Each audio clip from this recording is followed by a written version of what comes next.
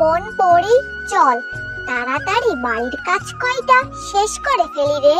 মামি এসে যদি দেখে এখনো আমরা কাজ না করে বসে আছি, তাহলে মামি ভীষণ রাগ করবে। চল বোন চল।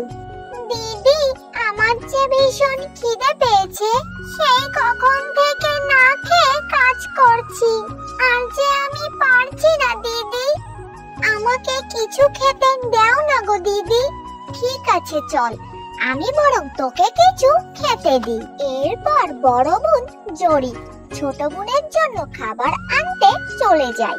জড়ি যেই না পরীকে খেতে দেবে, ঠিক তখনই তার মামি শিয়ালিনী সেখানে চলে আসে। হায় রে হায়, তাই তো বলি এত খাবার যায় কোথায়? এভাবে রোজ তোরা তুই বোন খাবারগুলো চুরি করে খাস, তাই না? কাজ না করে সারাদিন শুধু খাই আর খাই। মামি পরীর ভীষণ খিদে পেয়েছিল।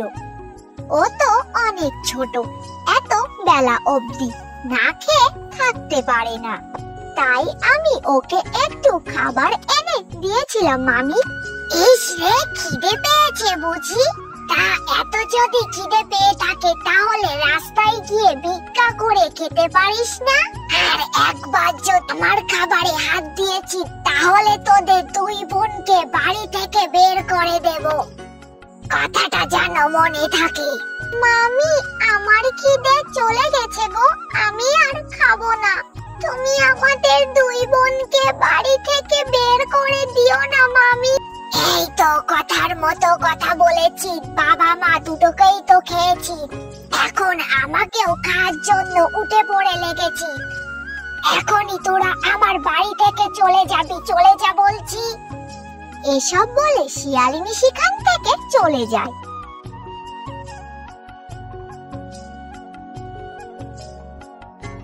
আর এদিকে জড়ি আর পরি কাঁদতে থাকে, একটা পুকুরের পাশে গিয়ে দাঁড়িয়ে।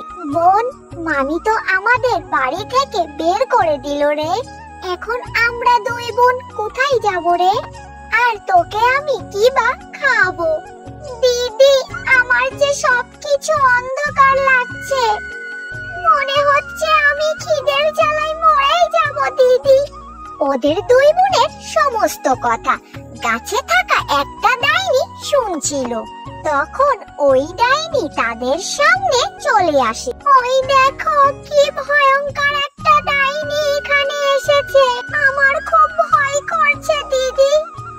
ডাইনি, ও ডাইনি, তুমি আমাদের দুই বোনকে মেরো না গো। তোমরা দুজন আমাকে দেখে একদম ভয় পেও না, আমি তোমাদের সমস্ত কথা শুনেছি। সত্যি তোমাদের কথা শুনে আমার চোখে জল এসে গিয়েছিল।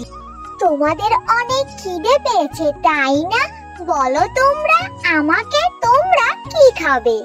আমার খুব পিঠে খেতে ইচ্ছে করছে গো, কতদিন হলো আমি কোনো পিঠা খাই না, আমি পিঠা খাবো ডাইনি। আচ্ছা ঠিক আছে, আমি তোমাদের এক্ষুনি পিঠা এনে দিচ্ছি। এই কথা বলে ডাইনি তাদের সামনে পিঠা এনে দেয়। আর দুই বোন পিঠা খেয়ে বলে, এমন পিঠা যদি আমরা সব সময় খেতে পারতাম তাহলে কতই না ভালো হতো, আমাদের আর না খেয়ে থাকতে হতো না বোন। তোমরা কোনো চিন্তা করো না, তোমাদের দুই বোনকে সাহায্য করতে আমি এখানে এসেছি। এই নাও, এটা হলো একটা পিঠা গাছ।